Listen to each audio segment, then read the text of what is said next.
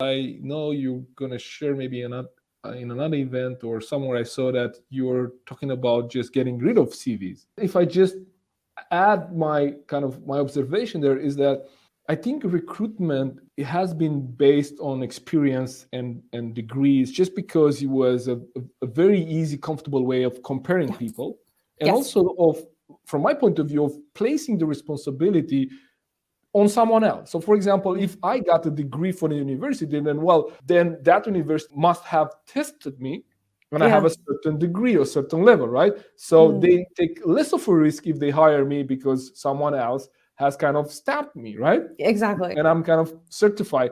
The same with experience. So if I work for another company before, well, they are not my first employer. They don't take a big risk, because if I stay at that company for 2 years or 3, then it says that at least I've done something, right?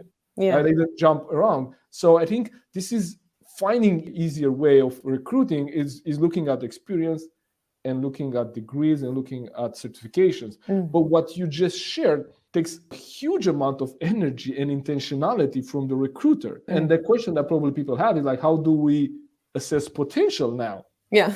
Right? Because that's actually, how do you assess potential? And then I'll let you speak into that a little bit, and then maybe share with us your idea about why we don't need CVs. Sure. So the most evidence-based and scientific approach to understand potential is by using psychometric assessments, so personality tests, logic tests, because it will measure something that is very stable over time and that actually is very tightly linked to job performance. So that's the easiest way to assess potential and understand potential in a recruitment process. There are other ways. The quickest and most scalable, cost-efficient way to do it. Then going over to why get rid of the CV, I think an average recruiter spends about 6 seconds screening a CV. And you can try this at home of how much you can read in 6 seconds. It's not a lot. And what we bring with us from that super quick screen is going back to that fancy logo, if you worked at that cool company, or that university degree, maybe a picture. And I think then biases really impacts our decision. We tend to move forward people that are similar to ourselves, that are in line with the norm.